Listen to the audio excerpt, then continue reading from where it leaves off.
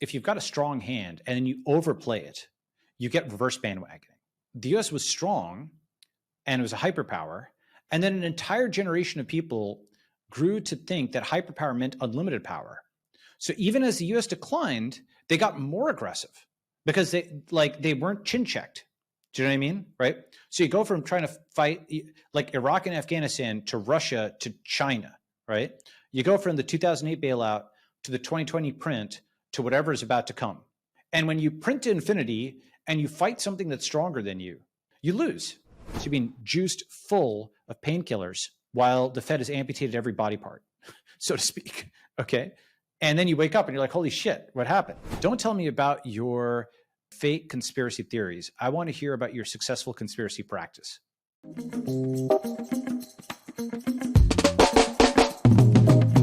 Today on Moment of Zen, we're airing an interview with Balaji Srinivasan, where he breaks down the Fiat Crisis, a hyperpower's signs of decline, and cultivating a conspiracy practice. Balaji has been on the podcast many times and never fails to deliver new ideas and frameworks. We recorded this conversation last summer, a few months before our marathon 7-hour Grey Tribe episodes on Moment of Zen. Definitely check those out if you haven't yet. Balaji, let's talk about the Fiat Crisis. What is happening is, I can try and give a few analogies, but one analogy is a digital fire.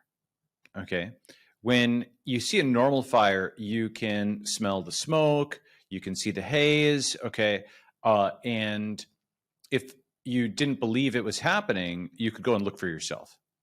But sometimes you wake up in a hotel and there's a fire alarm and you have to decide, is this real or is this just a drill? Because most of the time it's just a drill. Most of the time you can just put the pillow back over your head and go back to sleep and it's not a problem. Once in a while, it's a real thing. Once in a while, it's actually real. And once in a while, you might not be able to smell the smoke before it reaches you. And this is, I think, one of those times where unless you're actually really closely paying attention, or I shouldn't say very closely. See, the thing is, even if you were just an operating CEO 2 months ago, suddenly you found that your bank wasn't working. This wasn't a normal thing, okay? This was something where one way of thinking about it is that with creative accounting, the US government has been shifting around the losses that it booked since 2008. You know, owes all this money on Social Security, and it owes all this money, to bondholders, and it owes all this money to these people, and owes all this money to that people. And like a 3-card Monty, if all those people don't come looking for their money at the same time, you can be like, oh, I've got the money here, I've got the money here. But if they all come looking at the same time, all those zeros that the Fed added to the balance sheet actually now show up as zeros, as a little play on words. Okay. And so suddenly this is now a consumer crisis where you suddenly saw, that was your warning, right?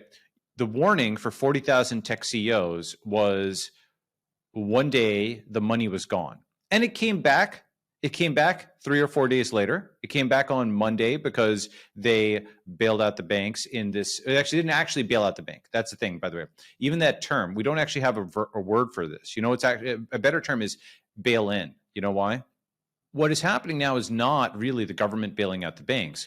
What's happening is the world bailing out the US government. That is to say, the US government, including, by the way, the American public, but certainly the world, the US government has spent beyond its means for a very long time. And every dollar holder and everybody who uses the US financial system more broadly, that means you've got stocks that are on a US government controlled ledger, like a DTCC, that's like on Wall Street. That means basically, think about it, all the assets that the Russians or the Canadian truckers had seized, hundreds of billions of dollars of assets were seized, right? Think of yourself as like a Canadian trucker, right? Where your bank account can be frozen. Think of yourself as like the Russian government, where everything that you have that's on Western servers can be seized. That is what is going to happen. Everything that is not nailed down will be pulled into this gravitational maw to pay unpayable debts. And the thing is, when I say that, on the one hand, people will be either A, they're like, oh, that's not going to happen, or B, yeah, it'll happen, but at some point in the distant future, right, in the long run. But sometimes the long run is now, So that is kind of very macro. Let me give specific things that are happening. So first, there's essentially like multiple shocks all hitting the system at the same time. And it's funny because Dalio is coming at it from a very different vantage point. But the categories that he enumerates, I think, are similar. Those multiple shocks that are coming, there's the financial shocks, there's the internal political shocks, there's the external shocks, and there's technological shocks. So the financial shocks, one of the proximate things, there's so many different things in the economy that are broken. One of the proximate things is the US government sold billions and billions of dollars of bonds in 2021 to banks and other institutions that it then devalued in 2022, and then all those institutions are dying in 2023. In other words, the government sold assets and then consciously devalued them, bankrupting banks. This was not something that the banks could have easily, really feasibly hedged. This is not something that was really the bank's fault.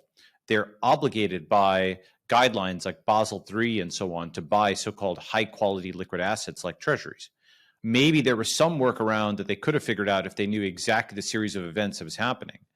But essentially, the reason that so many banks are dead, the Fed alone in Q3 said 722 banks had massive losses on their books. FDIC says the losses are $600 billion, and most banks have major impairments here. Rubini has said many banks are technically insolvent. Most are technically insolvent. Stanford's study has shown $2.2 trillion in unrealized losses. And we don't really know, okay? And the reason we don't really know is the banks put out quarterly statements. And it's like a quarterly board report versus real-time analytics. And even the quarterly board report, it's okay. It's better than nothing. But obviously there's things, as somebody who's invested in companies, a quarterly board report is not going to get you everything, right? The CEO knows there's other kinds of things that are either not reported or they're reported in the fine print, or not that you're, not that I'm saying like a CEO is trying to deceive the board or whatever, but in a public company's filings, they have to worry about all kinds of lawsuits and other types of things. So those 10 Qs are not going to be complete. So the point is that the Fed stabbed through the heart basically all of these banks, and then it took them a year or two, and now they're falling over dead, okay? And then now the Fed is like zombifying, bringing them back. The issue is, it's hard to talk about this if you talk about this in a very simple way, then their eyes will glaze over. Okay, you're saying the government is bankrupt and get the heck out. Or you talk about in a complicated way and their eyes glaze over in a different way. There's like bonds and this and that, and it gets boring seeming, right? That's why I think like visuals can sometimes be helpful and showing graphs and stuff. But the fundamental thing is that people are being misled about the banking crisis. The New York Times is saying the Fed spotted these issues beforehand. It didn't spot the issues; it caused the issues. It's like saying the serial killer spotted the victim beforehand. Indeed, they did. They spotted them and then they killed them. Well, one thing I appreciate you as a thinker is because anytime you have a big prediction or proclamation or assertion, what you do is you outline your premises so that people can see, where they differ, the assumptions. You did that with COVID, and that was very helpful. And you're doing that with here too. And so maybe let's get into, there are certain people that agree with some of your premises, and then maybe you differ with them on maybe the last one. So maybe let's get into some of those on a granular level. The two premises that are the points of departure, and what's interesting is they seem different, but they're actually equivalent, are A, can the US government print an infinite amount of money? And B, does the US government have an invincible military?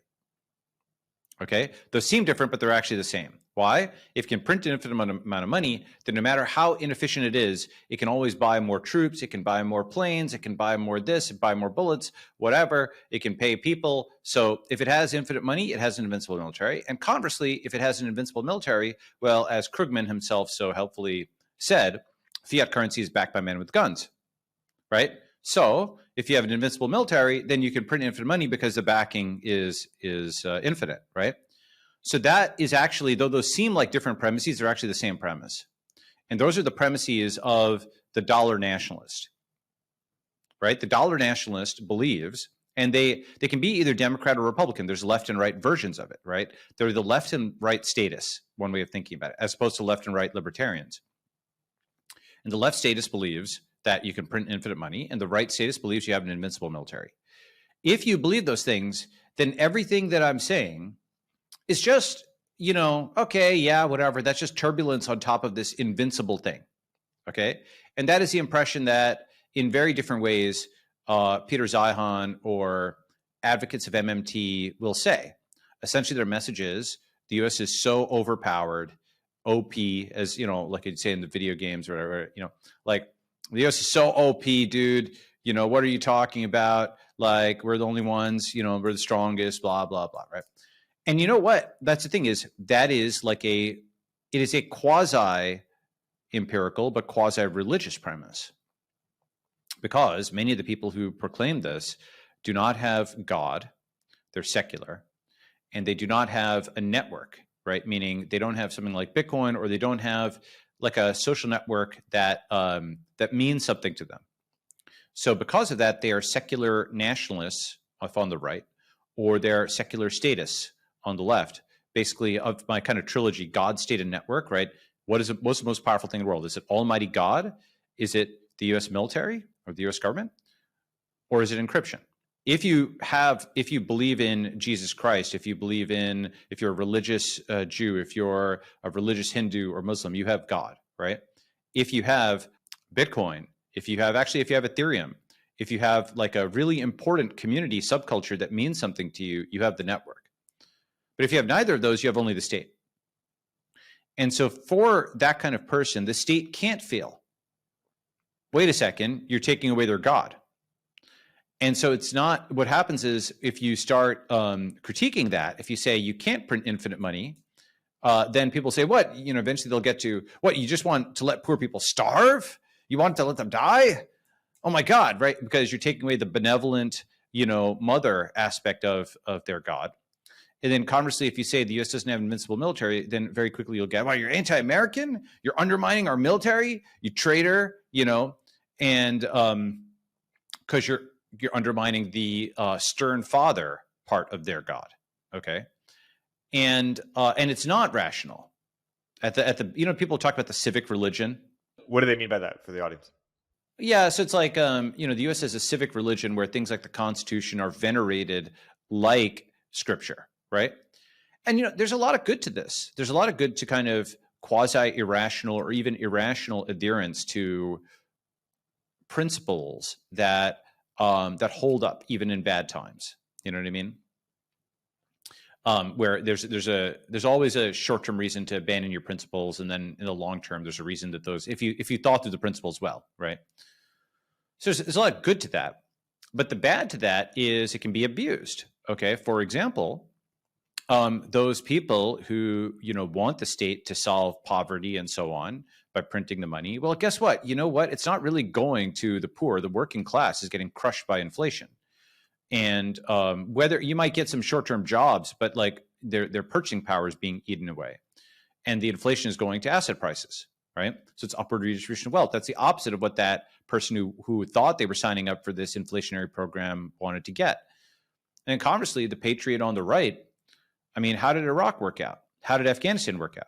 One thing that's amazing is how memoryless people are, where $8 trillion was just dumped in the desert, and the same language was used. You're an Islamo-fascist, anti-American who hates America for opposing the Iraq War. Remember all that, right? And the thing is that we've learned, like, it's amazing how much that's being memory hold. It's simply like, it's not even, people don't even bring it up in the discussion over China or Russia or whatever, right? But to pause for a moment of reflection on that, at the time in 2003, it seemed that there were only two options, or at least it was being posed as only two options. One, gigantic war, okay. Two, do nothing and hate America and give up and so on. Obviously, in retrospect, what you could have done was number three, which is special ops. Okay, you could have just taken a very surgical SEAL Team 6, whatever approach to getting bin Laden, and Iraq had nothing to do with it. And that was just a gigantic disaster that caused ISIS and millions of people dead and displaced and trillions of dollars burned and all kinds of soldiers dead, right? So arguing for the surgical route was the right approach. Hey, we'll continue our interview in a moment after a word from our sponsors. Quick math. The less your business spends on operations, on multiple systems, on delivering your product or service, the more margin you have and the more money you keep. But with higher expenses on materials, employees, distribution, and borrowing, everything costs more. So to reduce costs and headaches, smart businesses are graduating to NetSuite by Oracle. NetSuite is the #1 cloud financial system, bringing accounting, financial management, inventory, HR into one platform. That's one source of truth. With NetSuite, you reduce IT costs because NetSuite lives in the cloud with no hardware required, accessed from anywhere. You cut the cost of maintaining multiple systems and improve efficiency by bringing all your major business processes into one platform, slashing manual tasks and errors. Over 37,000 businesses have graduated to NetSuite, so do the math and make the move. Startup founders and execs running scaling businesses know all too well how easily their systems break down and expenses skyrocket. NetSuite is a proven way to cut costs and boost performance. And by popular demand, NetSuite has extended its one-of-a-kind flexible financing program for a few more weeks. Head to netsuite.com/zen. That's netsuite.com/zen. netsuite.com/zen. If you don't already subscribe to Turpentine's industry-leading newsletters like our new daily AI newsletter, Emergent Behavior, or Media Empires, you should. But that's not what I'm here to tell you about. The platform we use to power these newsletters is called Beehiiv, and it's excellent. First of all, it was started by the same early team who helped build Morning Brew into a $75 million newsletter business. And they built Beehiiv to offer that same powerful functionality to anyone sending emails. From essayists to business owners, the platform is beautiful, their text editor is intuitive, and they help you scale your audience with custom growth features. Beehiiv has powerful tools to help you monetize your content. You can easily launch paid subscriptions or pursue an advertising model. The Beehiiv platform will even connect you to premium brands to sponsor your newsletter. Not only do we use them, but thousands of the top newsletters in the world also use them, like Milk Road, Blockworks, the Lindy newsletter, and so many more. Beehiiv's founder hooked up Moment of Zen listeners with a sweet deal. Get 20% off for 3 months with code MOZ. Visit beehiiv.com, that's BEEHIIV.com, to get started. Okay, we have learned nothing from that $8 trillion kind of thing. In fact, what's happened is after the war with Iraq and Afghanistan, the Iraq and Afghanistan wars, $8 trillion, right after that, like someone who's like a drunk will, they're so full of adrenaline that after they smash through like a table, they'll crash through a window and then bash into a car or whatever, right? So the rebound war after losing Afghanistan was Ukraine. Because in October 2021, all kinds of people are saying, oh, the U.S. military is weak and so on and so forth. And then really right after that, in Q4, they started escalating with Russia. And of course, it'll be, look, obviously Putin should have invaded and so on and so forth. Again, it's possible to have more than one opinion, right? You can believe that this is a totally unnecessary war and you can be sympathetic to Estonians and Ukrainians and all these people who've had their country blown to smithereens. And you can also say that actually there were other options other than this gigantic war. Again, just like Iraq, it's like, this stupid false binary, there's 50 options you could have had, right? You could still have. And now, so you go from losing in Iraq and Afghanistan to right now, by the way, 18 months after the start of Ukraine, 14 months, whatever the number is, you have Blinken talking to China about having peace in Ukraine. Essentially, total change of tone. Where Blinken is now, the Secretary of State is saying you could have, work with China to achieve peace. And Charles Kupchan in foreign policy is basically writing, we need a new strategy in Ukraine. It's not working. And so all of the kind of hysteria of March 2022, April 2022 has now been dialed all the way back down in favor of, we need to negotiate a peace. And Russia's going to stick around. And maybe it's like a frozen thing, like the Korean DMZ. There's 50. Once you start talking about peace, there's 50 options. Who the heck knows? Okay, but also recognizing that China's a player there. The U.S. cannot, like with Iraq or Afghanistan, the U.S. could unilaterally decide when war started and when war ended. Okay, pull out the troops. No other player. They didn't have to negotiate with China for peace in Iraq. Right. The fact that China is now a player at the table, because with their support, Russia is standing up on, Russia is fine, right? I mean, or rather, obviously it's been hurt, but it's not dead, right? And the entire thesis was the financial nuking of Russia would kill it. And it certainly looked like that could be a thing because we'd never seen that before. But Russia lost hundreds of billions of dollars in foreign assets. was totally cut off from the Western financial system. But 85% of the world continued trading with it. Only 15% of the world sanctioned it. And that 85% of the world that traded with it is disproportionately the part that makes hard goods, that makes physical goods, it makes commodities, you know. So Russia was not choked out. Russia wasn't strangled. It was fine overall. I mean, like it's what I mean by that is it's taken a hit, but it's like nowhere near what people thought it was, right? So you're saying China has flexed its democratic muscles. You're saying we're moving to a multipolar world, basically. We're at a multipolar world. Absolutely, Adam. Like just the fact that Blinken is talking about negotiating with China for peace in Ukraine is more like pre-1991. The 1991 to 2021 era is now over. The fact that the U.S. has to negotiate with another great power for peace, and the fact, obviously, that China has made peace between Saudi and Iran. Either China or China plus Russia are facilitating talks between Syria and Turkey. China has a deal with Brazil. China has a deal with France. All kinds of guys who are neutral. And we're not talking the China, Russia, Iran axis or whatever, you know, even if that's an axis. Like we're not saying all these countries are enemies of the U.S. We're talking about neutral countries like France and Brazil and Saudi going into partially or fully the Chinese camp. So that gets to the second factor, the external factor. We talked first, the financial factors. It's the Fed devaluing its bonds. It's the Fed returning to printing with BTFP. It is credit card debt and student loan payments are about to resume. It is the commercial mortgage or the commercial real estate crisis, rather, where markdowns of like 40% are expected. Every single sector of the economy you look at, there's just gigantic holes. And so that's the internal economics. And the external geopolitical is just that China has made advantage. Like the US dollar is no longer indispensable. Russia just proved that. That is the thing that I don't think people get. If it's not, like the major conclusion of the war, I'm sure you can take military conclusions. But the economic conclusion that every neutral party is looking at is in the middle of a giant war, you could switch over from the dollar system to another system. And as long as China is in your corner, you're okay. As long as China is still trading with you, you're okay. That is totally different than the world where the West could sanction somebody and just turn them off. Okay. We're also seeing that domestically where mainstream media can yell at you, but they can't cancel you anymore.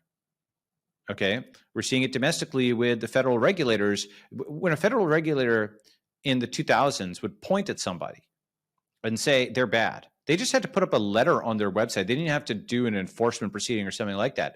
And it was like, Lord of the Rings, the ring wraith points at something and everything dies around them, like the bushes shrivel up, right? Yeah. Yeah. So like when the FDA in 2010 would go and like put up a letter on their website saying so-and-so company is bad, like employees would quit, investors would sell or they wouldn't re-up, customers would abandon it. It was basically like, what, they're selling poison? Holy crap. The FDA didn't have to do anything after that, right? It didn't have to, it just had to put up a letter expressing questions, okay?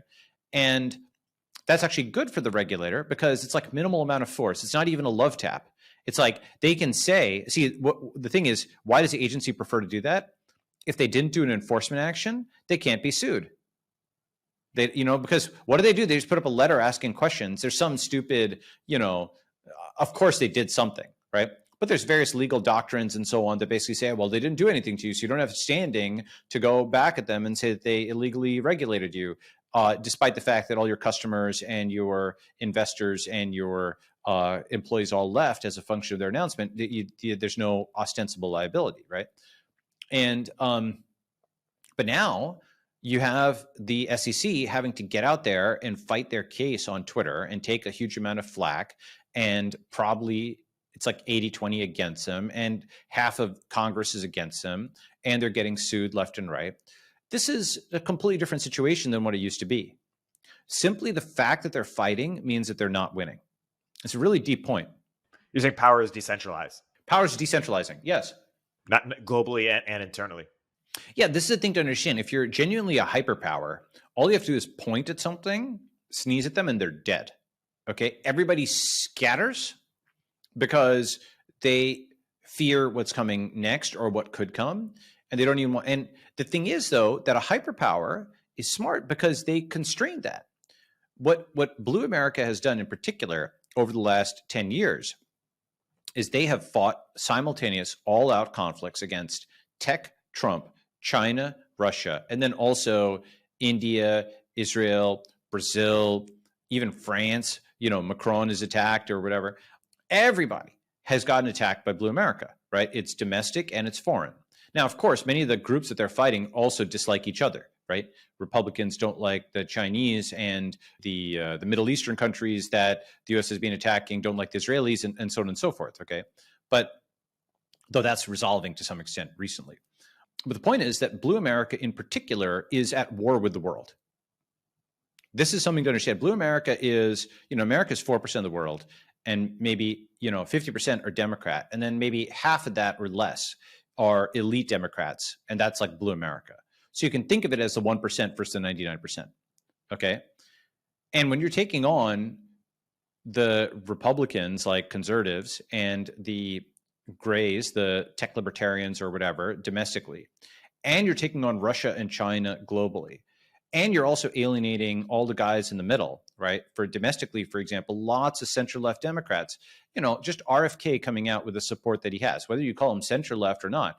It's RFK, it's Greenwald, it's Taibbi, it's Li Fang, it's Barry Weiss, it's Nellie Ballas, all kinds of defectors from the NYT, all kinds of defectors from the establishment. Some of their very best writers have defected, okay? And, Thomas Chatterton Williams, I'm not saying they agree on every single point, okay? But the point is, blues have lost a lot of center-left people, not just Reds and tech libertarians. And then abroad, they're not just fighting Russia and China, formidable enough as they are, but they're also losing France and Brazil and, Saudi and other kinds of things that were thought to at least be in the Western camp. So blues are just, they suck at diplomacy now, right? They also suck at propaganda domestically. These are their core strengths, and they can't censor anymore. They can't control the narrative anymore. They have just one story out there among several. And their story is weak. It's one of these things where it's funny. If they don't have 100%, they have 0%. There's certain types of things where if you don't have 100% control over the airwaves, you might as well have 0%. Because what they're putting out is just flat out lies. And so it's like the Soviet Union, right?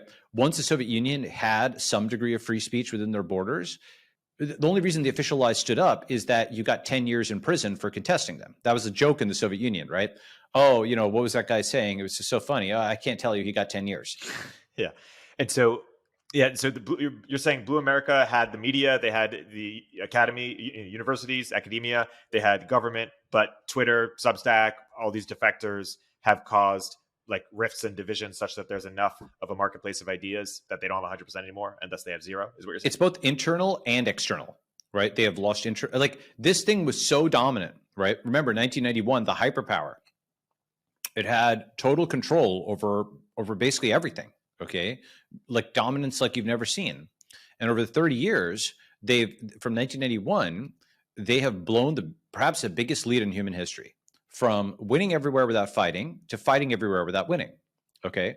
And you just look at the trajectory of the cities. Every advantage, like New York City or San Francisco in the early 2000s, had every advantage in the world. They've completely blown all of that. The direction is just down and to the right. Hey, we'll continue our interview in a moment after a word from our sponsors. Hey all, Erik Torenberg here. I'm hearing more and more that founders want to get profitable and do more with less, especially with engineering. Listen, I love your 30-year-old ex-FANG senior software engineer as much as the next guy, but honestly, I can't afford them anymore.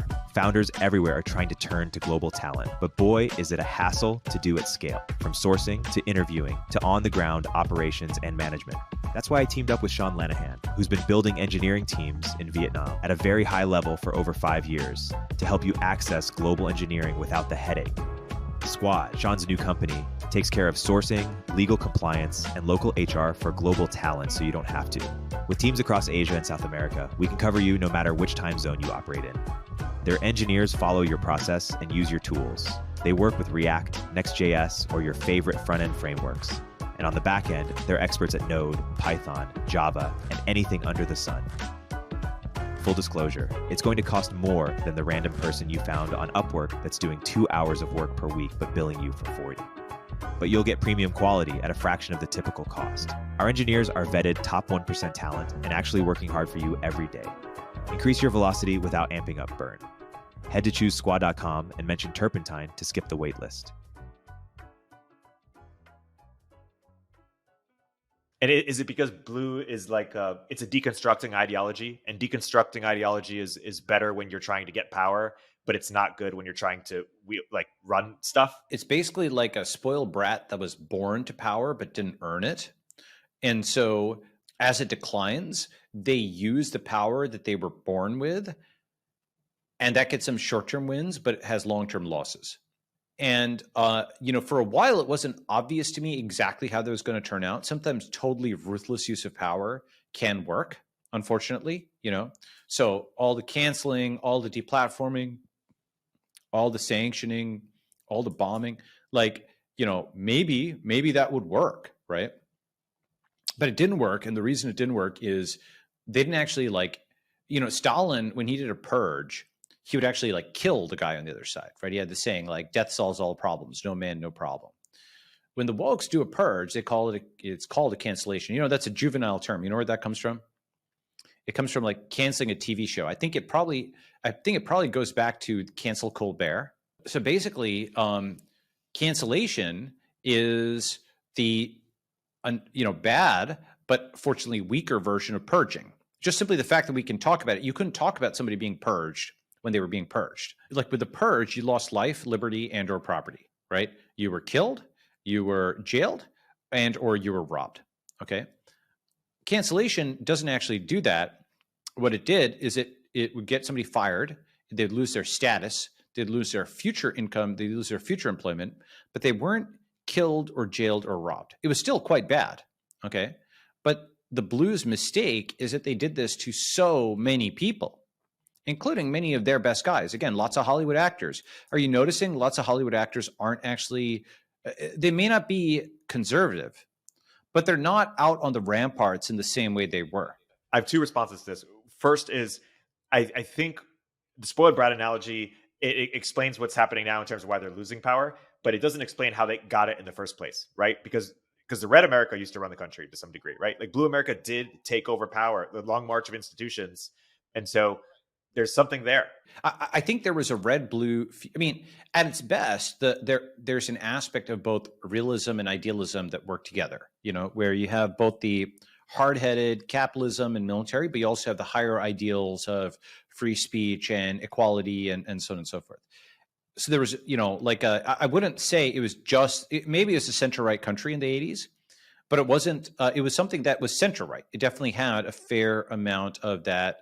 The genuine equality or what have you out there, right? There was a degree of equal treatment. Now you can argue, by the way, in retrospect, that was unsustainable, and that essentially Reagan's formula in the 80s, while he won the Cold War, he did so by kicking off the deficit spending, where he could both cut taxes and keep spending high, right? So he didn't cut welfare spending that much, but he cut taxes at the cost of. So that was a new coalition. That was an unsustainable coalition that led to deficit spending that is eventually going to lead to the whole thing collapsing in 40 years. Okay. But that was probably a good short-term decision by him, given the constraints. Sometimes you have to sacrifice the future to win the present, because if you don't win the present, there is no future. This is actually a deep point, by the way, is when countries go into huge debts to fight wars, the reason they do so is if they don't win the war, doesn't matter, right? So it's win or die. It's not totally true that it doesn't matter, because with Germany, for example, it got settled with the Treaty of Versailles and the debt payments and so on afterwards.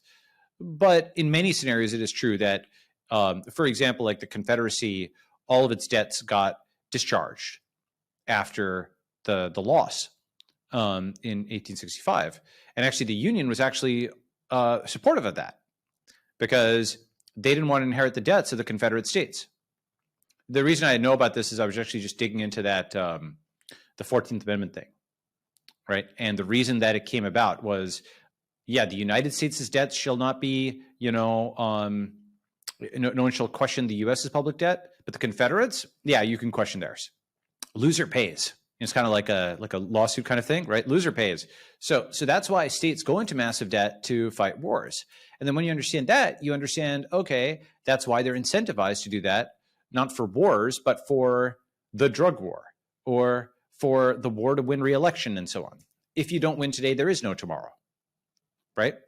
So if you can go into that kind of debt and have somebody else pay for winning the war or the short-term re-election, you will. Duh, all right? But that sets up these structural incentives where you need somebody who is extremely long-term oriented and willing to sacrifice themselves for the short term in order to fix that. Or you need some mechanism by which somehow that long-term thing becomes short-term pain and then it becomes an issue and people deal with it, right? This is an important point because some critic might say, hey, you sympathize with red America, with gray America. Why don't you, like our friend Vivek, try to, help them defeat blue America? But I think what you're saying is that the structural incentives are such that there's no way America can there's no surgical option here. There's no way it can balance its budget, so to speak, and pay off some of the debts because the structural incentive is such that they would just keep printing in order to win elections. Is that your point? Well, that's part of it. But basically, I was trying to think about exactly how to phrase it in a precise way that encapsulates a lot. And I think the precise phrasing is, I'm really only bearish on blue America and everything they control. That happens to be a lot of things, but fewer every day. Okay, so let's take that sentence is short, or that pair sentence is short. It has 4 clauses. Let me analyze that. I'm really only bearish on blue America. What does that mean? That means the elite Democrats who are still loyalists, not the Hollywood actors who have just gone quiet, not center-left defectors like Barry Weiss and so on. I'm talking the ones who are still in the tank, so blue America is both the people, but it's also a land. It is blue-controlled cities, okay? And that's that's like large swaths of the northern and western U.S. Right? It's Portland, it's Seattle, it's San Francisco, it is New York, it's places like this. They have terrible financials, and then it's also blue states, terrible financials in general. Not every single one, but most of them. Like California has this massive, tens of billions of dollars budget deficit that's only going to get worse. Okay. And so blue America is a people, it's a land, it's also a way of life, it's a set of government, it's the Fed, and it is the Treasury, and it is big banks, and it is CDC and the FDA and the entire US regulatory state. Okay. That whole ball of wax, you can think of that as the Western present. Okay. Whereas red America is the Western past and gray America, the tech libertarians, are the Western future. Okay. So in the same way that Hollywood has movies on repeat forever, and we have 70-year-old, 80-year-old presidential candidates and really old Congress people on the blue side, that loop, that forever loop, is the Western present, or the bailouts of 2008, trying to bail out GM and so on.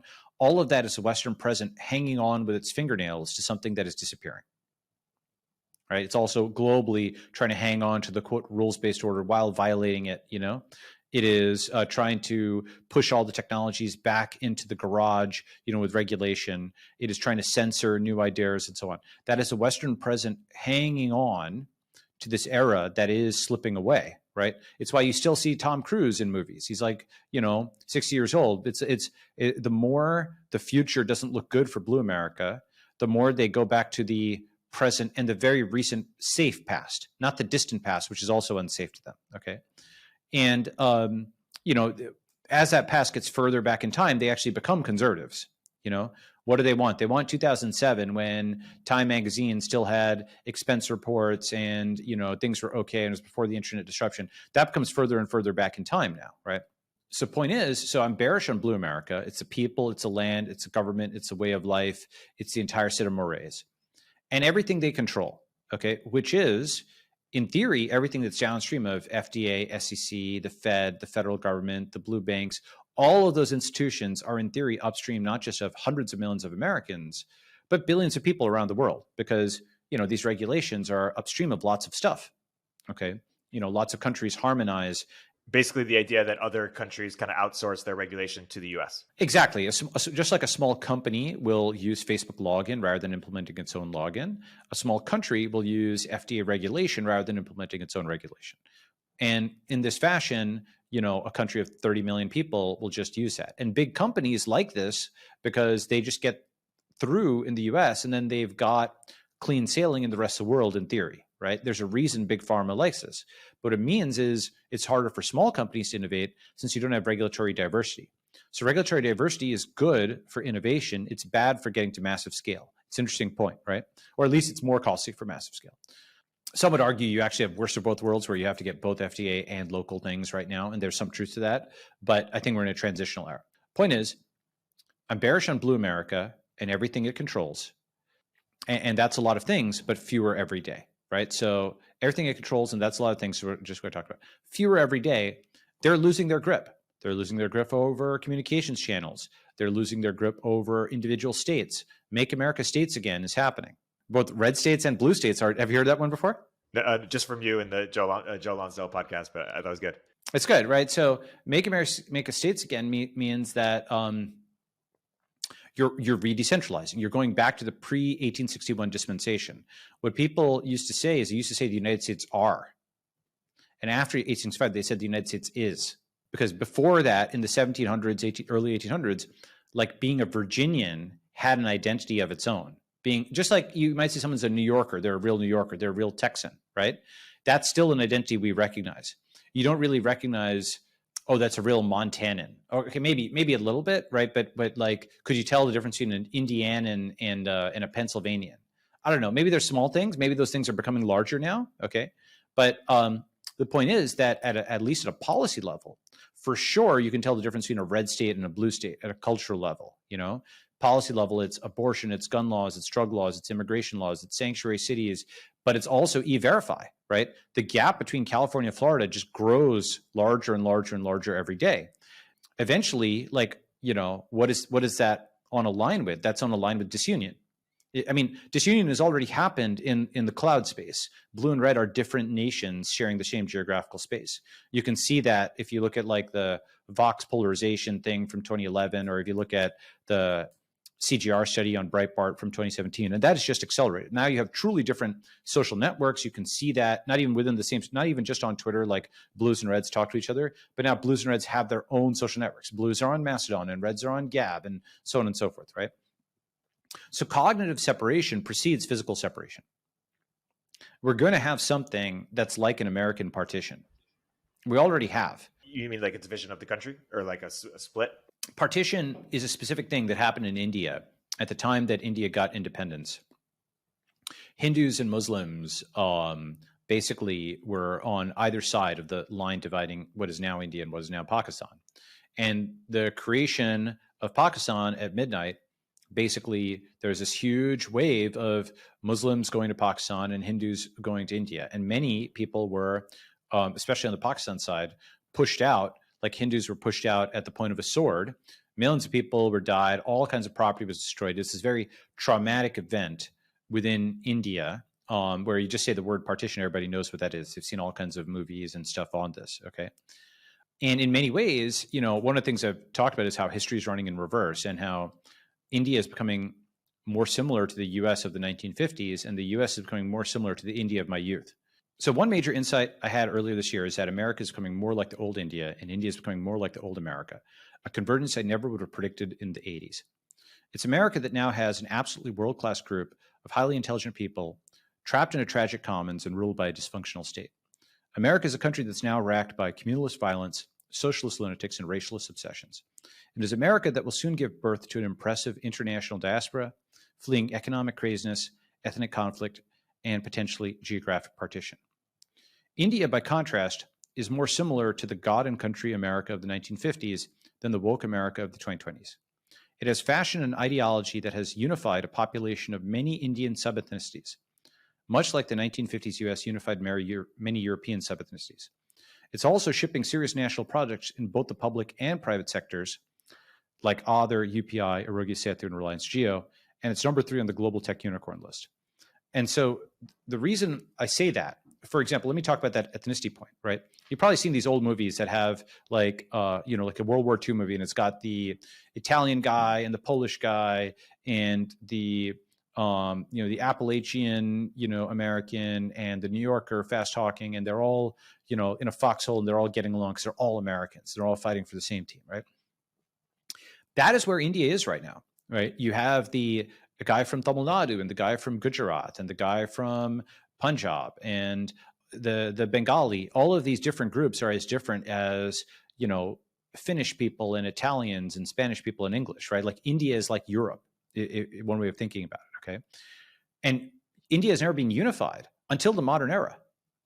That's a new thing. You've never seen a united India before. And there are lots of birth pangs and other types of stuff that had to happen for that to happen, but now it's happened. And India is actually on its centralization arc, as is China.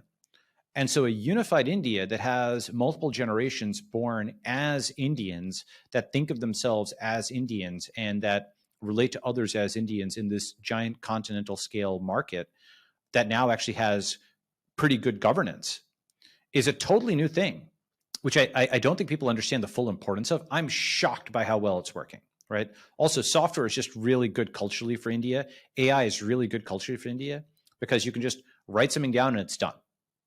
It just kind of fits the model. What explains that evolution in terms of like whatever happened in India, couldn't that also happen in America? It's so important to understand those states that have turned around from communism and socialism and the far left or fundamentalism and become functional states.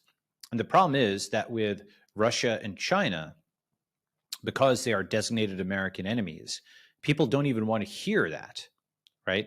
Like China's turnaround from Maoism under Deng, in becoming a capitalist state, people don't understand that what happened. They basically think that China would be like the Congo. I saw someone tweet about this. They're like, China would be the Congo if the US hadn't sent all its jobs there. That's actually sort of the right-wing version of a left-wing fallacy, right? The left-wing fallacy is, the rich are rich because the poor are poor.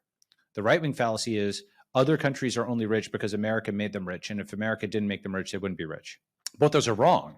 I mean, in the sense that obviously America had involvement with China. But a good way of thinking about it is, how Microsoft actually early in Facebook's history made a big investment in Facebook as a way to fight Google, right? That benefited Microsoft and Facebook. And Facebook, obviously just giving $15 billion to Facebook would not make them into the whatever, they're close to $1 trillion, but whatever, the multi-$100 billion company, world Goliath they are now. I mean, Zuck reinvents himself every year. Now he's like a jujitsu master, right? Zuck just deserves respect as a CEO. He's like a real leader of men who has taken innumerable hits over the years and just manages to maneuver and figure out the next move, right? And that's not something where just giving somebody $15 billion does that. He gets $15 because he's Zuck, in 2007, right? No, sorry, he didn't get $15 billion. He got a $15 billion valuation, I should be clear. He got a lot less than 15. I think it was like $1 billion at 15. I forget the number. Point is, Microsoft funded Facebook to fight their number one enemy, which is Google. And then Facebook really capitalized on that opportunity and built what they are today. And of course, Microsoft and Google and Facebook are all competing with each other today, okay? Sort of similarly, the USA was like a venture capitalist in China in the mid-1970s. Why? Because they wanted to fight Russia, who was their number one enemy at the time. So it's exactly a similar triangle of Microsoft, Facebook, Google. It is like, USA, China, Russia, or USA, PRC, USSR. And they made that venture capital investment in China, and they strengthened China, and they took China out of the Soviet camp. And now the Soviets were flanked on both sides because their huge border with China, it was no longer a friendly power. They were US aligned. Okay. That's under discussed, but it's pretty important. There was already the Sino-Soviet split, but China was on its own. Now China was America aligned. Now the USSR needs to watch its back as well as its front. Now the USSR couldn't, they couldn't do a deal with China. China had been taken out of the camp. They couldn't relax, normalize relations, at least at that time. So US gained a ton from that geopolitically, A, and then gained a ton from it economically, because essentially the entire blue American lifestyle has been on the backs of Chinese people. There's a lot of hard work that those guys put in, right? Over a generation, two generations, arguably, depending if you call a generation 40 years or 20 years, 45 years of absolutely grinding by the Chinese people got them where they are. And so you have to just respect that. I mean, like, here's the thing. Like, are there tons of stuff that the Chinese government does that I disagree with? Absolutely. Do I want to live under the surveillance state? No. Am I concerned about their emerging power? Absolutely. All of that stuff is true, but you have to also you just have to respect the degree of accomplishment there, because it's a ferocious adversary. If you go into it saying, like Zihan, again, I'm not trying to beat up on him. I have no beef with him. I just disagree with his premises. Like, oh, the U.S. has this huge, powerful blue water navy. China does 100 to 300x the shipbuilding of the U.S., right? China builds I've shown you these graphs, right? Like the one on steel, right? Just maybe put up the steel graph. You have the visual capitalist steel graph. Google visual capitalist China steel. Okay, just this graph alone will make the point if people haven't seen this. Look at where, like, all kinds of people will give me these historical arguments. They'll be like, not even historical arguments, they'll be historical slogans. They'll say, when I bring up all these points, they'll say, oh yeah, Balaji, look, the US it's a sleeping giant and it's going to be filled with a terrible resolve. That's what the Japanese discovered after they bombed us during Pearl Harbor. Or they'll say, as Churchill said, the US does the right thing after doing everything else. You don't get it. We're going to figure it out, right? So first is, the world was just completely different 50 years ago. This graph makes a point. 50 years ago, all right, do you see on the left-hand side of this graph, you see where the US and China steel production is? Okay. The US is about 10x where China is. China's that thin red line, thin. Now, 50 years later, China makes more steel than the rest of the world and about 14x what the US does. So from a 10-to-1 US ratio 50 years ago to 10-to-1 the other way, okay, it is just completely unrealistic to think that the US can fight its factory. People do not get this. They're just totally unrealistic. Well, one thing that's interesting, going back to your, Microsoft Facebook example, is US supported China's growth, thinking that China would modernize or liberalize like the US, almost as if like Greylock supporting, social capital's new fund, thinking it would be a great, feeder for Greylock, only to find that social capital then competes with Greylock for Series A or Series B, like head to head. And similarly, like, yeah, China wasn't like a puppet. That's right. So the Microsoft Facebook investment is a great example of that, right? Like Facebook had a mind of its own and it delivered what Microsoft needed from it at that time and probably kept its end of the deal and certainly delivered enormous economic value to Microsoft. That might have been Microsoft's more successful venture investment of all time. But it had its own CEO. The analogy of, oh, the US beat Japan, so it's going to beat China. Okay. And Japan was a big deal in the 80s. Balaji, you don't get it. It'll beat China in the same way. Okay, well, first of all, sometimes history happens in reverse with the opposite outcome. Okay, and that's like a quick version. But the detailed version is Japan didn't just lose. The Plaza Accords were the US forcing Japan to lose. That was when the US still had relatively competent management. And the short version is that the entire Japanese machine, which was based on being very productive at home, exporting internationally competitive goods, and saving in US dollars and then using that to buy US properties like a piece of real estate or companies and stuff in the US, all that was broken by the Plaza Accords. A rough analogy might be Gmail disallowing Facebook to use Google Auth. Okay. So it's like cutting off you could still probably have some weird workaround where Facebook could like log in. Okay. But you know how you've seen like lots of the big companies, for example, you can't just buy Kindle ebooks on the Kindle app, right? Apple and Amazon just cannot come to a deal on that. And so the market access has been kind of cut off for Amazon, right? Or, when Meerkat is cut off from Twitter API, okay? So essentially what the Reagan administration did, this guy, Robert Lighthizer, was a principal negotiator, is it's like they cut off a certain API access for the Japanese. That's a very high level, imprecise way of thinking about it. But essentially the Japanese were arbitraging a certain growth strategy that the US cut off. And why could the US cut it off? Why did the Japanese accede to the Plaza Accords? There's several reasons, but one of the biggest is Japan is an American colony. That's the thing that people don't get. It's not really a sovereign country. The US has tens of thousands of troops there. It literally wrote the Constitution. And at the time, Japan, by the way, one of the most underappreciated rivalries in world history is the Japan-Soviet or the Japan-USSR rivalry. That's actually, in some ways, the most important theater of World War II. You know why? So there's a great book, Stalin's War, that talks about this, which is we all know, just to digress on this for a second, we all know that the US fought Japan, and we know the US fought Germany, and we know that the Germans fought the Russians, okay? But in this giant bar brawl, why don't we hear about the Russians fighting the Japanese? Because they're adjacent to each other. That should have happened because the Germans are adjacent to the Russians. They fought them, the US, right? So why didn't that happen? Well, first of all, it did happen. Basically, the TLDR is the Japanese beat the Russians in 1905 in the Russo-Japanese War, which was one of the most important conflicts in world history because it was the first time that a quote, non-white power had beaten a white power. It was the strongest non-white power and it was the weakest white power, but it still showed that white power might not be totally dominant. And so an underappreciated thing that people don't get, Japan became like the champion of anti-colonialism for like decades. A lot of the early African Americans like W.B. Du Bois were pro-Japan because of this. A lot of the Indian anti-colonialist activists were pro-Japan because of this. Okay, so Japan it wasn't just, quote, far right imperialist. It was also, in an interesting way, far left anti-colonialist, what at that time would be considered far left. It was an interesting fusion of these, okay, where it was the non-white champion, okay? And in an alternate reality, when the US and USSR won, the US took the side of the right and the USSR took the side of the left. The USSR was the champion of the third world and the US was the Euro. In the alternate reality where Germany had been the right and Japan had been the left, if Germany and Japan had won World War II, then Germany would have been like the Aryan supremacists or whatever, and Japan would have been Third World Revolution. That's actually the tendencies from beforehand, right? Okay. But coming back to the Soviet-Japanese theater and then coming back to Japan-US, the Soviet, the Russo-Japanese War was this huge humiliation for the Russians. And it was something where after the Russian Revolution, even though the new guys were communists and they were not Tsarists, they changed the ideology around. You know what they couldn't change?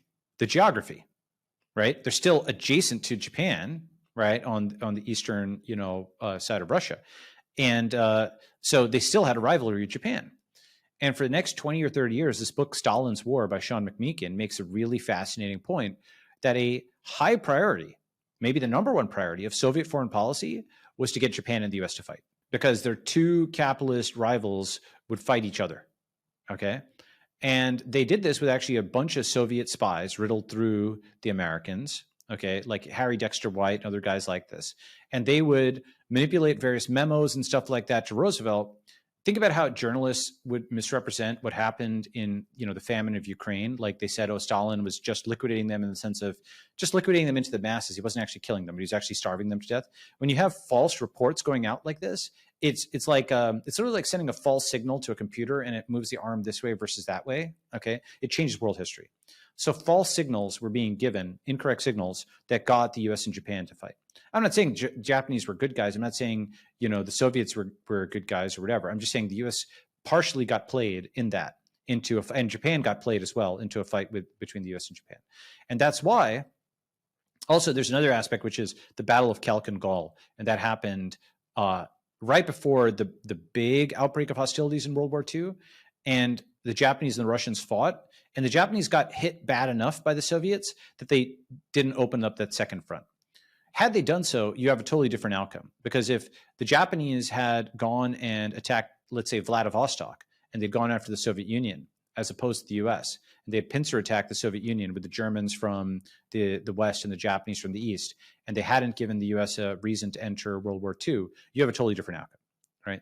Anyway, point is, coming all the way back up, the Japanese-Russian relationship or Japanese-Soviet relationship, certainly in the early part of the 20th century, was a pivotal part of world history that is understudied. And because you have the border of these two superpowers, and why didn't they get into it? Well, they did, and actually just being under-discussed. Part of the reason it's under-discussed is probably there's a lot of historians that are sympathetic to the Soviet cause. And talking too much about why they didn't fight starts revealing what Sean McMeekin revealed. And he's looked at the archives and shown that the reason they didn't fight is because the U.S. was riddled with communist spies. Okay. All right. Coming back up. And of course, there's Venona. That's a NSA declassified a bunch of cables after the Cold War. And it basically showed that they had lots of communist spies in the U.S. that they were tracking. And this, by the way, shows that conspiracy theories are true in both senses. Why? First is the charge there were lots of communists in the U.S. government was true. And second, this huge code-breaking operation called Venona that would have been of political value to the right and to the left was never revealed. Why would it have been of value to the right? It would have proven the right. Why would it have been of value to the left? It would have uncovered the fact that communist spies were being found in the US, since they would have broken the spy ring. Okay, right would have gotten short-term political advantages, left would have gotten long-term political advantage because those spies would have gotten rolled up. The Soviets would have known that the codes had been broken. Yet for a reason, it was never put out there in public. Maybe people know about it, but it was never put out there. And by the way, the opposite of the conspiracy theory is? No, what is it? The official story. Yeah, exactly. That's good. Right? That's good. And it's funny because actually that's in the Encyclopedia Britannica definition of conspiracy theory, is that it is not the accepted view of events. There's a few more lines I have on the conspiracy theory thing is actually really interesting, just to digress on that too for a second. The opposite of a conspiracy theory is a complacency theory. It's a narrative of events that tells you to be apathetic and not care and just be complacent. Oh, it's not a lab leak, right? Oh, there's no virus. Oh, there's no banking crisis. Oh, there's no inflation, right? It's calm the population down, treat them like cows, let them not panic, right? Because the premise is that there's only apathy or panic. There's no calm preparation in the middle, right? Either you're tranquilizing the population with bread and circuses. You've got, Biden meeting with Ted Lasso, even as, the Fed has emergency meetings, for bailouts, right? Or you have the other side, which is panic. Oh my God, right? And there's never calm preparation. And then third is, don't tell me about your, fake conspiracy theories. I want to hear about your successful conspiracy practice. Well, like the American Revolution, like any successful startup, like any successful activist movement. I mean, go and look at a great example of this is Claudette Colvin. So Claudette Colvin, Google Claudette Colvin. Alex Jones would say Rosa Parks is a crisis actor. Okay, so what I mean by that is, I'm on Rosa Parks' side. Okay, but the point being that if you read this NPR article, it's talking about 50 years after the fact that the entire Rosa Parks episode was a test case. It was not some organic thing, and then people jumped in afterwards. They were looking for a sympathetic plaintiff to cause an incident and be covered in a certain way, and then cause a case that would overturn a law. And their initial person to go and sit on the bus and cause this incident was a woman named Claudette Colvin. But she had, I believe, an out-of-wedlock pregnancy, and she would not have been a sympathetic person. Okay, so they were thinking one step ahead to the media coverage. So instead they had Rosa Parks, who's a grandmother. And so a grandmother, of course, people have sympathy. Oh, you're not going to let a grandmother sit down and whatnot, right? And so they picked a very sympathetic case it was very difficult to attack the person, okay? And so they managed to get this test case through, all right? And so when you look at that concept of the test case, the activist test case, you realize the extent to which so many events that you've heard of, it's a conspiracy, it's stage managed. I mean, there's a book called Beautiful Trouble that is literally it's a how-to manual for conspiracies, okay? It's basically, that's what activist manuals are, right? It's like the Margaret Mead quote, like, never doubt that a small determined group of people can change the world. It's the only thing that ever has, right? So every successful revolution, every successful startup, every successful activist movement has that aspect of, quote, conspiracy to it, right? And, the word, it's really useful it feels like something where you want to press on it and then flip it over into something, right? And so, your successful conspiracy practice shows that it's not a theory, it's practice, right? That's a fun way of doing it. Conspiracy theory, complacency theory. Third one was the opposite conspiracy, official story. And then there was a fourth one, right? The fourth one is one man's conspiracy theory is another man's Schelling point. Okay, so first let's talk about that. Yeah, so a Schelling point is coordination without coordination. It's like if you have a bunch of people in New York and all they know is they're supposed to meet the other people in New York. And the only thing they know is that New York City I'm talking about.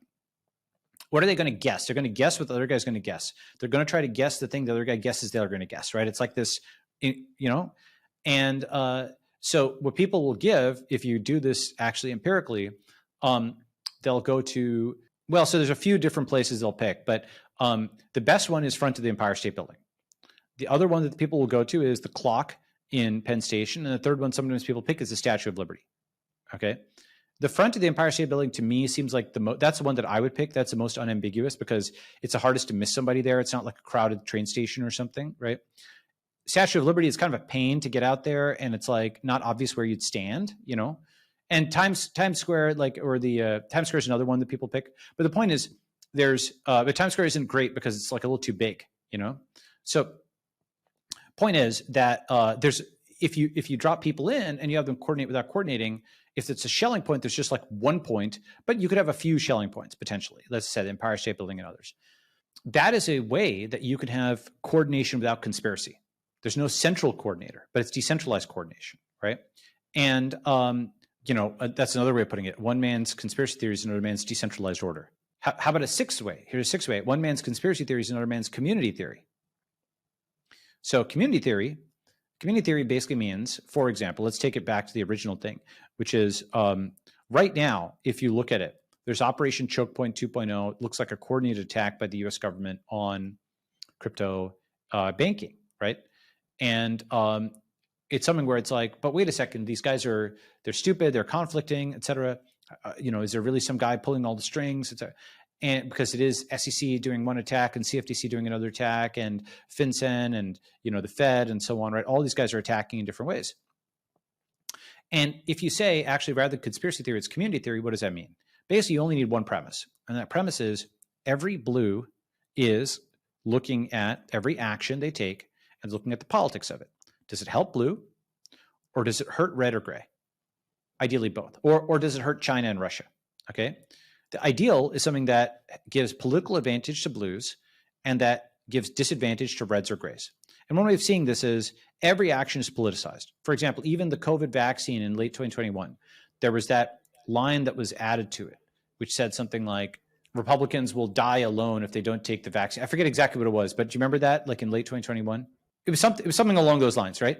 And it was just not something where that was the language of a Hutu talking to a Tutsi. That was the language of a Sunni talking to a Shiite when they're at war, That was not the language that you use for somebody who's still in your tribe, right? That is one tribe who's forced to interact with another tribe, So, you have 500 different signals on this showing that blues are nationalists for blues.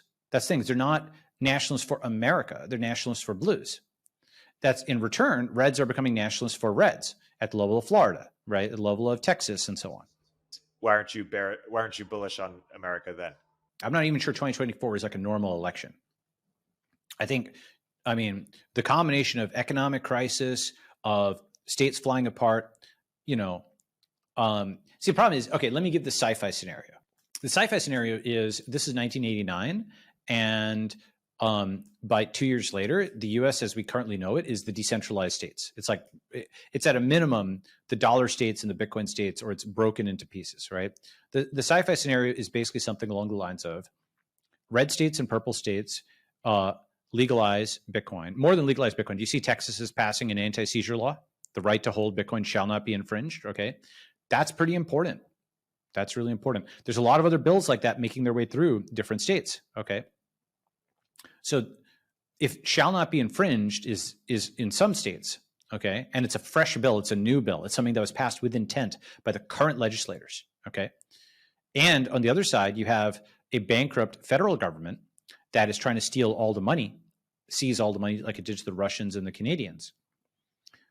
That is the kind of thing that can bring the union apart.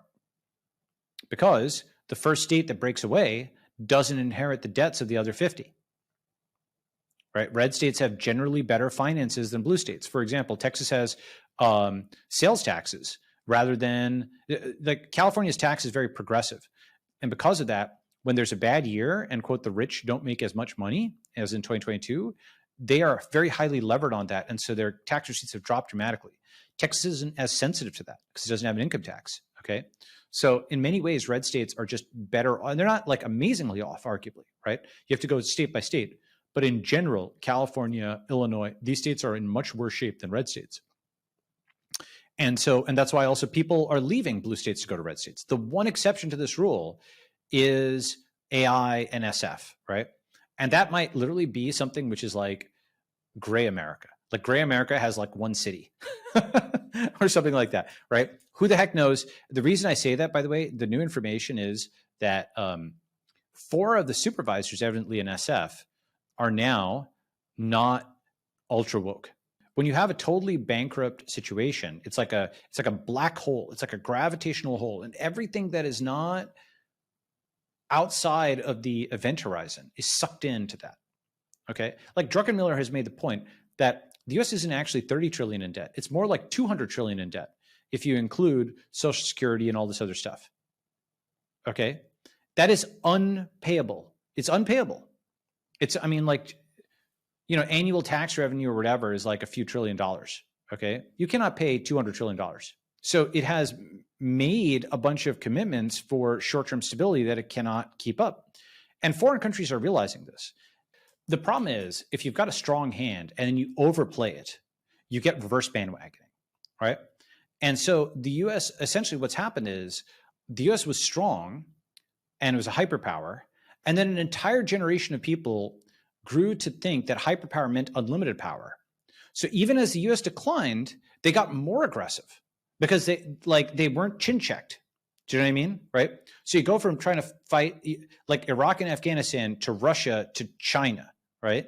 You go from the 2008 bailout to the 2020 print to whatever is about to come. And when you print to infinity and you fight something that's stronger than you, right? You lose. You just cannot print infinite money and you don't have an invincible military. And that's like so obvious. But the problem is that the less people have overtrained, it's kind of like, oh, I can go further into debt because I still haven't gotten paid, you know, like this exponential of debt, right? They keep thinking since they haven't gotten chin checked on it, that there is no, the more they go into debt, the more they think they can keep going into debt because there has been no slap in the face of reality. Do you know what I'm saying? Right? And it's interesting because it's something where the system has intentionally disabled everything that could give a short-term negative feedback. For example, in 2011, S&P downgraded U.S. debt. And in response, the U.S. opened a federal investigation. Blue America opened a federal investigation into S&P, and the president of S&P was fired. Okay, so what that is something. This is why Thiel has said that the USD BTC price is the only non-gamed measure in the entire system.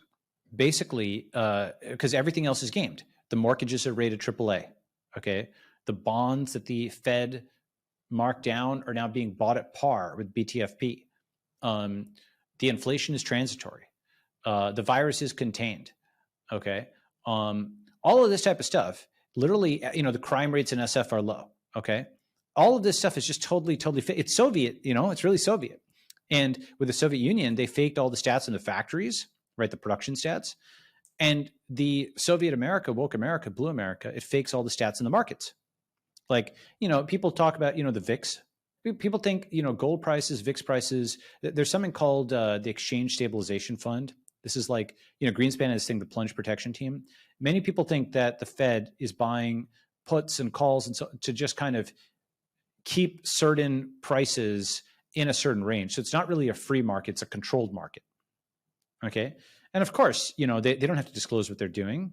They have market participants who will do that. They're like spotting JPMC, the money to go and buy other banks so that it seems like an acquisition. The entire system is set up to do this 3-card Monty and to hide any short-term penalty, right? But it's like you've been remember the whole thing about apathy and panic, right? So you've been juiced full of painkillers, right? While the Fed has amputated every body part, so to speak, okay? And then you wake up and you're like, holy shit, what happened, right? And so you combine that with a foreign environment, where all the stuff that's built, I mean, that's, one more comment I'll make, maybe I'll close it with this, is it's much easier to launch currencies than to build factories. As somebody who's done both, okay? Launched USDC, which is now tens of billions of dollars or whatever, right? And I've, scaled a clinical genomics factory, right? And it's much harder to build factories and to launch currencies because, all the software for the factory is there, but there's also the physical aspect. It's just harder to rerun things. It's harder to debug things, okay? And you know what? China can scale factories and they can launch currencies. They've got the digital yuan, they've got WeChat, they've got Alipay, they've got built out networks. That part is not actually that hard.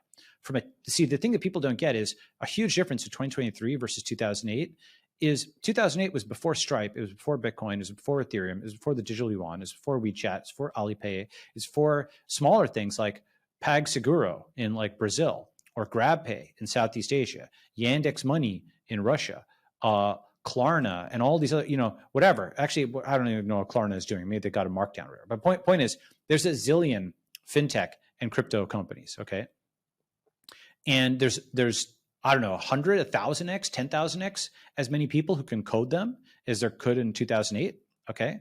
So this is something people aren't factoring in. If you think of the dollar not as a piece of paper, but the dollar as a network, yeah, it's a huge network. It's got this giant network effect. But it's actually not that hard to replace the dollar as a network. Russia just showed you could do it in less than a year. China has done it. They're walking on their own hind legs, okay? Saudi has done it. Iran is doing it. France is doing it. Brazil is doing it. India's got UPI, by the way. They're another huge thing. It's not just China. They've got UPI, and they've got massive domestic adoption for repeat payments. It's not going to be adopted abroad, but domestically they're okay. So from a technological standpoint, it's actually not that hard to replace the dollar as a network. In fact, the dollar network is technologically obsolete.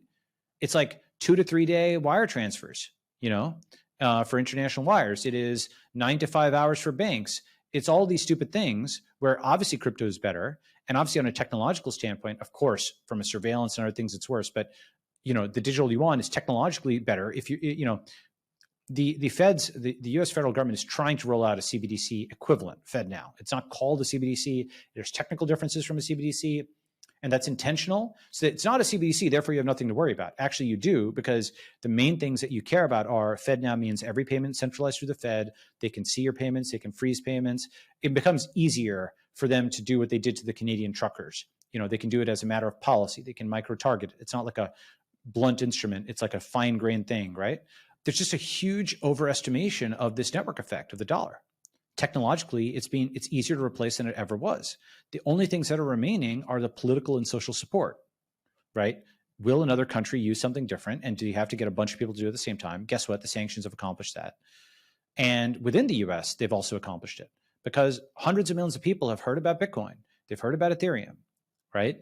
They've heard a whole story about the Fed. There's Ron Paul. There's Peter Schiff. There's like guys who literally talk about this all day for the last 10 years, right? So you have alternatives within the West, socially, politically, technologically, alternatives outside the West. People just aren't adding all this up. That's what I mean. It's like several different factors. It's a financial, it's the internal political conflict, all the make America states again. It's the external, which is China's actually strong, and it's the technological, which is it's easier to scale these networks.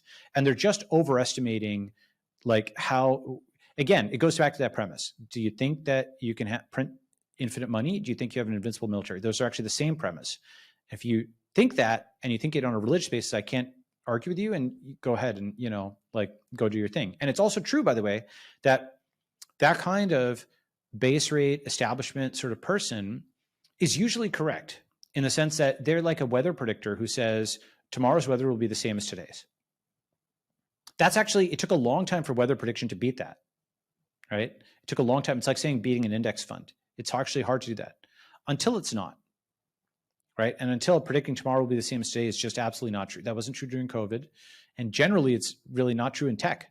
Tomorrow's can be very different from today, right? AI is very different. Cell phones, mobile phones, huge difference. Media, if they planned on tomorrow being the same as today, they got killed on that basis, right? China, they're much stronger today than they were in the past. So the base raters, I think in general, are getting wrecked on many things, but they still think that fundamental system underpinning it all, that world order that the Western president is trying to hold on to, that will somehow remain stable when everything else is going away, when the media power is going away, when the manufacturing is going away, when the money is going away. I don't think that's the case, but we'll see. I think that's a good place to wrap. This has been a fascinating deep dive into the fiat crisis. Balaji, thanks for coming on the podcast. Hey everyone, Erik here. At Turpentine, we're building the first media outlet for tech people by tech people. We're the network behind the show you're listening to right now. We have a slate of hit shows across a range of topics and industries, from our AI and investing cluster of podcasts to shows that drive the conversation in tech with the most interesting thinkers, founders, investors, and influencers, like Econ 102 with Noah Smith. We're launching new shows every week, and we're looking for industry-leading sponsors.